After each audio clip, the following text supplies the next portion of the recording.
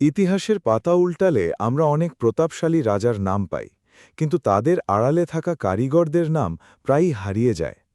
আজ থেকে ৩,৫০০ বছর আগে নীল নদের তীরে গড়ে উঠেছিল এক বিশাল সাম্রাজ্য, যার অধিপতি নিজেকে খোদা দাবি করত, সেই ছিল ফেরাউন।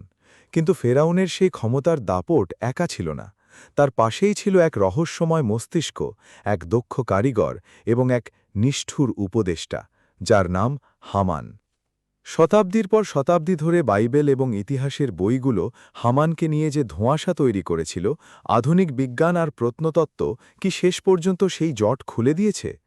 আজ আমরা জানব কেন হামানের নাম আধুনিক নাস্তিকদের জন্য একটি বড় চ্যালেঞ্জ হয়ে দাঁড়িয়েছে।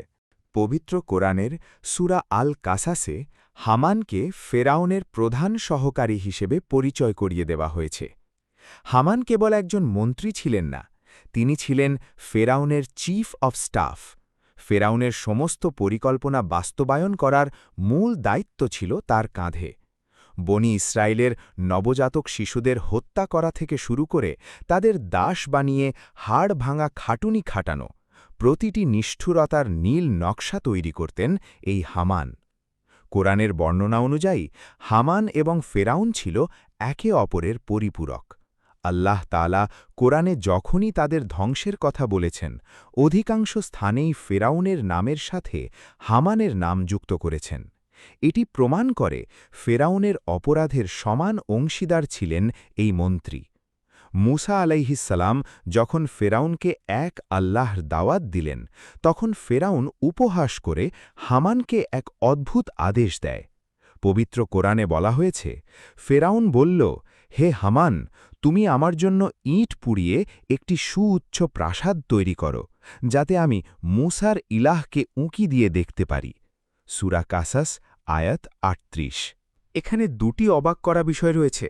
প্রথমত, সেই সময় পাথর নয়, বরং পোড়ানো ইট দিয়ে বড় ইমারত তৈরির প্রযুক্তি যে মিশরে ছিল, তা কুরআন স্পষ্টভাবে উল্লেখ করেছে। দ্বিতীয়ত, হামানের নির্মাণশৈলী। ফেরাউন জানত এই বিশাল কর্মযজ্ঞ সামলানোর ক্ষমতা কেবল হামানেরই আছে, কিন্তু আকাশ ছোঁয়া সেই দম্ভ কি শেষ পর্যন্ত টিকেছিল? এই ভিডিওর সবচেয়ে গুরুত্বপূর্ণ অংশ এটি। গত কয়েকশো বছর ধরে সমালোচকরা দাবি করে আসছিলেন যে কুরআনের বর্ণনা ভুল, কারণ বাইবেলের বুক অফ এস্থারে হামান নামের একজন ব্যক্তির কথা আছে, যিনি ছিলেন পারস্যের রাজা অহস্যেসরের মন্ত্রী। মুসা আলাইহির সময়ে তার সময়ের ব্যবধান প্রায় ১০০০ বছর। সমালোচকরা বললেন, কুরআনের লেখক নাউজবিল্লাহ ভুল করে পারস্যের হামানকে মিশরের ফেরাউনের সাথে যুক্ত করেছেন। কিন্তু সত্য কি চিরকাল লুকিয়ে থাকে? ১৭৯৯ সালে নেপোলিয়নের সেনাদল মিশরে একটি পাথর খুঁজে পায়, যার নাম রোজেটা স্টোন। এটি আবিষ্কারের পর প্রাচীন মিশরীয় লিপি হায়েরোগ্লিফিক্স পড়ার রাস্তা খুলে যায়, আর তখনই বেরিয়ে আসে সেই বিস্ময়কর সত্য। বিখ্যাত ফরাসি বিজ্ঞানী ড মরিস বুকাইলি এই রহস্য সমাধানে নামেন। তিনি হায়েরোগ্লিফিক্স বিশেষজ্ঞদের জিজ্ঞেস করেন, মিশরের প্রাচীন নথিতে কি হামান নামে কেউ ছিল? উত্তর এলো হ্যাঁ।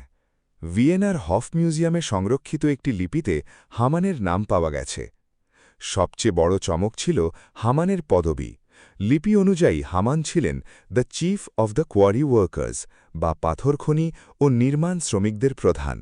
অর্থাৎ ১৪০০ বছর আগে কুরআন ঠিক সেই কথাই বলেছিল, যা আধুনিক প্রত্নতত্ত্ব মাত্র ১৫০ বছর আগে খুঁজে পেয়েছে।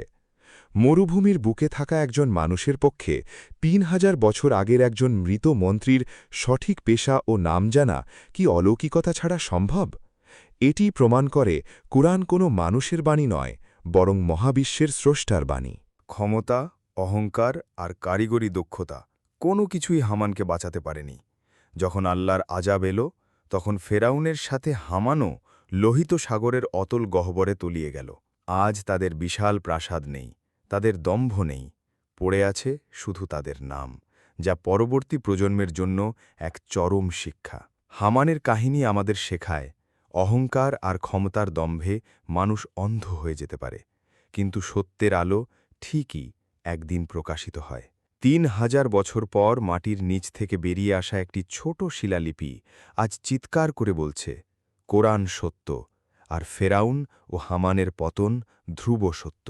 বন্ধুরা, আজকের এই ভিডিওটি আপনার কেমন লেগেছে? আপনি কি আগে হামানের এই প্রত্নতাত্ত্বিক প্রমাণের কথা জানতেন? কমেন্টে আমাদের জানান। ভিডিওটি ভালো লাগলে শেয়ার করুন এবং এই ধরনের আরও অজানা ইতিহাস জানতে আমাদের চ্যানেলটি সাবস্ক্রাইব করে বেল আইকনটি চেপে রাখুন। দেখা হবে আগামী পর্বে। আল্লাহ হাফেজ।